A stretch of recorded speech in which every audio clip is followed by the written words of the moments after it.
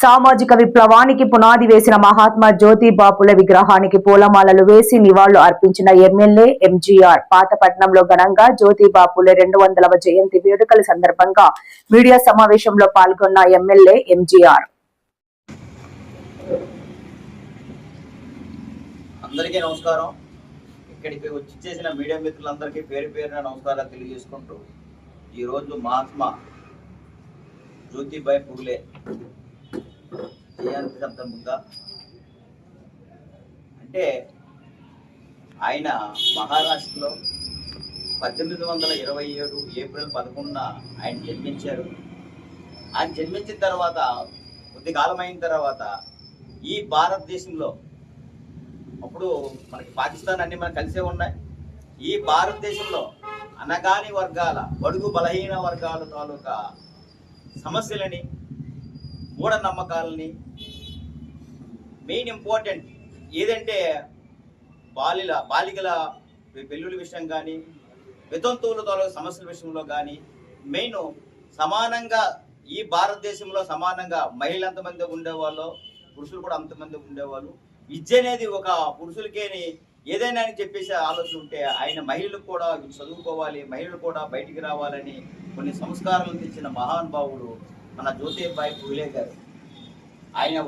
ఆయన జయంతి సందర్భంగా మీ అందరు ఇక్కడ విచ్చేసి మీ అందరికీ మరొకసారి అందరికీ ధన్యవాదాలు తెలియజేసుకుంటూ, ఆ మహాత్ముడు మెయిన్ ఇంపార్టెంట్ ఎక్కడైతే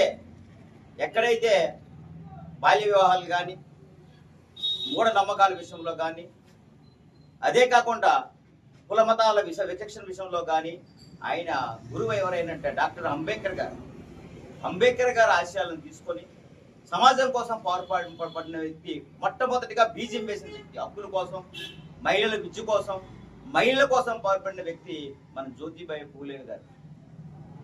మహిళలకు విద్య కల్పించాలని చెప్పేసి, మహిళలకు సమాన హక్కు కల్పించాలని చెప్పి తన భార్య అయినటువంటి సావిత్రిబాయి పూలే గారికి స్కూల్కి పంపించడం అనేది జరిగింది. స్కూల్కి పంపించడమే కాకుండా మహిళలందరికీ విద్య నేర్పాలని చెప్పేసి 1848లో ఆయన స్కూల్ పెట్టడం అనేది జరిగింది. ఆ స్కూల్ పెట్టిన తర్వాత చాలా మంది ఇక్కడ ఉపాధ్యాయులు ఉన్నారు. చాలా మంది ఉపాధ్యాయులు మహిళలకు ప్రత్యేకంగా స్కూల్ పెట్టడం ఏంటి, వాళ్ళకి విద్య నేర్పడం ఏంటి అని చెప్పి, అప్పుడు కట్టుబాట్లు వేరు, అప్పుడు సమాజం వేరు, మహిళలు బయటికి వెళ్ళకూడదు, మహిళలు గడప దాటకూడదు, మహిళని చెప్పేవారు.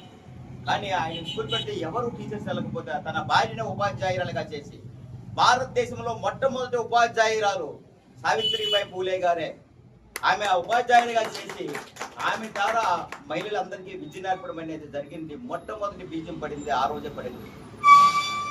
బాల్య వివాహాలు, మహిళలందరూ కూడా చాలా మంది వితంతువులుగా ఉండిపోతే వాళ్ళ భవిష్యత్తు మీద అప్పుడున్న అరాచకాలు వేరు, అప్పుడున్న జరిగింది వేరు, వాటి మీద రిప్లై చేసి ఒక గ్రంథం రాసి ప్రజల్లో చైతన్యం కలిపి ఈ రోజేమో ఆయన వితంతు వివాహాలని మళ్ళీ వివాహాలుగా చేసుకున్న ఏర్పాట్లు మళ్ళీ ఆయన చేయడం అనేది జరిగింది.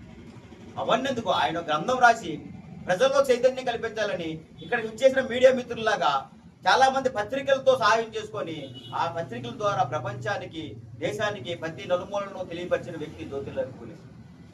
ఆయన మెయిన్ బడుగు బలహీన వర్గాల ఆశాజ్యోతి ఆయన. అలాంటి వ్యక్తి ఈరోజు జయంతి సందర్భంగా మనం జరుపుకుంటున్నాం. ఆ వ్యక్తి ఆశ సాధనలోనే మనం ఇన్ని కార్యక్రమాలు చేసుకుంటూ వెళ్తున్నాం. అయితే మనకు జరిగిందో విషయం మీ అందరికీ గుర్తు రావాలి. గత 5 సంవత్సరాల ప్రభుత్వంలో, వైసీపీ ప్రభుత్వంలో బడుగు బలహీన వర్గాలకి ఎక్కడా న్యాయం జరగలేదు. బీసీ వాళ్ళు చాలా మంది, 300 మంది బీసీ నాయకులకి హత్య చేయించిన ఘనత ఎవరిదైనా ఉందంటే గత వైసీపీ ప్రభుత్వం. మీ అందరికీ తెలుసు మీకు అందరికీ.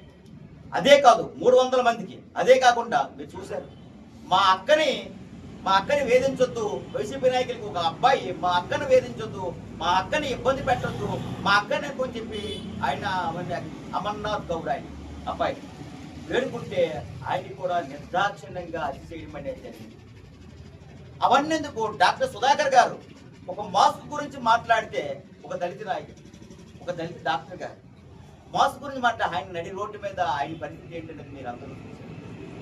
ఇలా చూసుకుంటూ పోతే గత ప్రభుత్వం ఏం చేసిందని చెప్పనా, 75,000 కోట్లు బీసీ నిధులేమో పక్కదారిని పట్టించిన ఘనత ఎవరికైనా ఉందంటే గత ప్రభుత్వానికే ఉంది.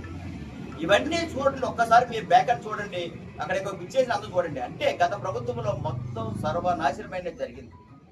మళ్ళీ మన ప్రభుత్వం వచ్చిన తర్వాత 2024, 2025 మధ్యలో 39 కోట్ల రూపాయలు మన ప్రభుత్వం బీసీ నిధుల కింద గ్రాంట్ చేయడం అనేది జరిగింది. ఇప్పుడు ఆ కార్యక్రమాలు జరిగింది. మళ్ళీ 2025, 2026 తర్వాత కూడా 49,000 కోట్లు మళ్ళీ బీసీ నిధుల కింద పెట్టడం అనేది. బీసీ వాళ్ళు అందరూ బాగుండాలి అనుకుంటే మళ్ళీ పెట్టడం అనేది జరిగింది. మళ్ళీ మొన్న 26, 27 బడ్జెట్లో కూడా 51,000 కోట్లు పెట్టి బీసీ సంస్కరణలు పెట్టుకున్నారు. బీసీ హాస్టల్ కానీ మొత్తం అన్ని హాస్టళ్ళు కానీ తీసుకుంటే మాత్రం అన్ని ఎస్సీ, ఎస్టీ, బీసీ హాస్టల్ తీసుకుంటే మాత్రం మౌలిక వసతులు కల్పించడం జరిగింది. వాళ్ళకు దోమలు పుట్టుతున్నాయి అని కొంచెం దోమ తెరల నుంచి ఆ మొత్తం అన్ని ఉండి సన్న బియ్యం నుంచి ఫుడ్ నుంచి అన్నిటి A to Z అన్ని ఏర్పాట్లు జరుగుతున్నాయి. అంటే ఇవన్నీ నేను ఎందుకు చెప్తున్నానంటే గత ప్రభుత్వం తొంగలో తొక్కిన తర్వాత మన ప్రభుత్వం వచ్చిన తర్వాత అన్ని కూడా మార్పు చేస్తుంది. బీసీ వాళ్ళ కోసం మాట్లాడుతుంది. బీసీ హాస్టల్ చూడండి ఇప్పుడు ఎలా ఉన్నాయి. గత ప్రభుత్వం మన ప్రభుత్వం 2014, 2019 మధ్యలో బీసీ హాస్టల్ పునరుద్ధరిస్తే తర్వాత వచ్చిన ప్రభుత్వం పూర్తిగా బీసీ హాస్టల్ని తొంగలోకి తొక్కడం కూడా జరిగింది. అంటే ఇన్ని కార్యక్రమాలు చేసుకుంటూ చంద్రబాబు నాయుడు గారి ఆశయం ఒకటే, బీసీ విషయంలో కూడా చాలా చొరవ తీసుకుంటారు. 1000 కోట్లకు ఒక ప్రణాళికతో సిద్ధం చేస్తున్నారు. ప్రతి బీసీ వాళ్ళకు అన్ని కులాలు అన్ని మతాలు కూడా బీసీ వాళ్ళకు కూడా ఆయన సాయం చేస్తూ ఆయన వెళ్ళడం అనేది జరుగుతుంది. మీకు ఒక విషయం చెప్పాలి, మీ అందరు కూడా ఉన్నాను, మెయిన్ ఇంపార్టెంట్. చాలా మంది బీసీ వాళ్ళకి ఇప్పుడు నాయి బ్రాహ్మణ్స్ ఉన్నారు. నాయి బ్రాహ్మణ్ చాలా మంది ఎక్కడ మన గురుల దగ్గర వాళ్ళకి 25,000 రూపాయలు జీతాన్ని కల్పించిన వ్యక్తి చంద్రబాబు నాయుడు గారు. మీరు చూడండి 25,000. చాలా మంది కూడా ఇప్పుడు ఎవరైతే ఉన్నారో, ఎవరైతే మత్స్యకారులు ఉన్నారో మత్స్యకారులు అందరూ కూడా గత మన ప్రభుత్వం 2014, 2019 మధ్యలో 10,000 రూపాయలు మత్స్యకారులకి వేట సమయంలో వేటకి వెళ్ళకపోతే పెన్షన్ కార్యక్రమం ఏర్పాటు చేస్తే మళ్ళీ మన ప్రభుత్వం వచ్చే 2024, ఇప్పుడు ఈ మధ్య 29 మధ్యలో అంటే 2024 తర్వాత మనం ఏం చేసామంటే 10,000 నుంచి 20,000 పెంచి వాళ్ళకి ఒక వృత్తిని కల్పించడం అనేది జరిగింది. మొన్ననే మనం అందరూ చూసాం, బీసీ వాళ్ళకి అందరికీ బేవర్స్ అందరికీ ఉన్నాం. మగ్గం ఉన్న వాళ్ళకి 200 యూనిట్లు ఫ్రీ, మరమగ్గం ఉన్న వాళ్ళకి 500 యూనిట్లు విద్యుత్తును కూడా ఇవ్వడం జరిగింది. చాలా మందికి ఏదైతే ఉన్నారు బార్బర్ షాపులు ఉన్నాయో వాళ్ళు కూడా 200 యూనిట్లు ఇవ్వండి మేము బీసీ వాళ్ళకి ఇవ్వడం అనేది జరిగింది. ఇలా చెప్పుకుంటూ పోతే బీసీ వాళ్ళకి ఏమి కల్పించాలి, బీసీ వాళ్ళకి ముందడుగులో వెళ్తున్న బీసీ ఉంటుంది.